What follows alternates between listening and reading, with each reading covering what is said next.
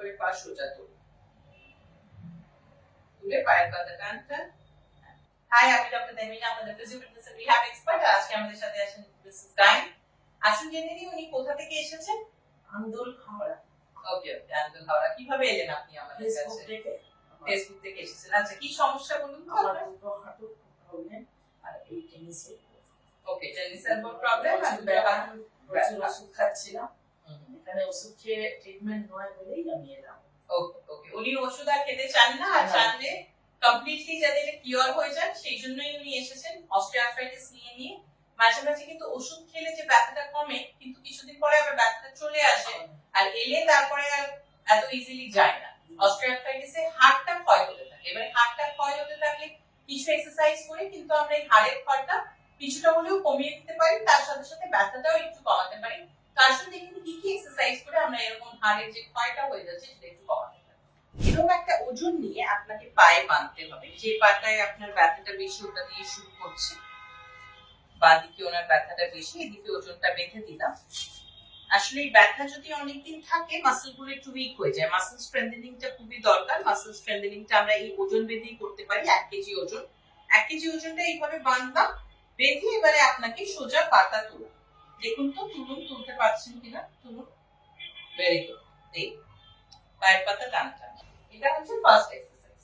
তারপরে একটু কাত হয়ে শুয়ে এইভাবে আপনাকে সোজা পাটা উপরে তুলতে হবে। এই তোলা, তারপরে নামানো। 5 সেকেন্ড হোল্ড করা।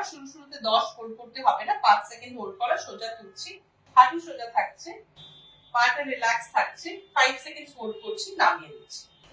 এইভাবে তুললাম, 1 2 3 4 5, তারপরে নামানো।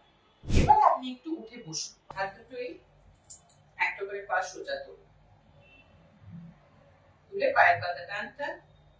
আচ্ছা, মালাই চাকিতে যদি ব্যথা থাকে, একটু মালাই চাকির মোবিলাইজেশনটাও দরকার। প্যাটেলা মোবিলাইজেশন যেটা আমরা বলি, সেটাও আমি এখন দেখিয়ে দেবো আফটার দ্য ওয়েট ট্রেনিং। কিন্তু তার আগে একবার দেখে নিই ওয়েটস দিয়ে আর একটু দাঁড়িয়ে কিছু ব্যায়াম। পায়ে আপনাকে যেটা করতে হবে, হাঁটুটা পেছনের দিকে ভাঁজছে, পেছনের দিকে। সামনে তুলুন দেখি। এটাতে অসুবিধা? 1 2 3 4 5, পাপে লাগছে। আরেকটা এটা করুন।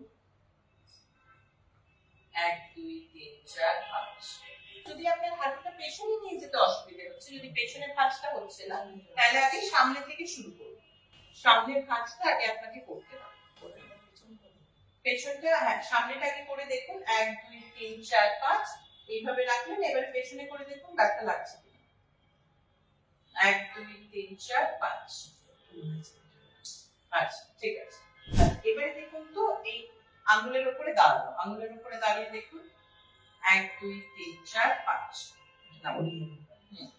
1 2 3 4 5।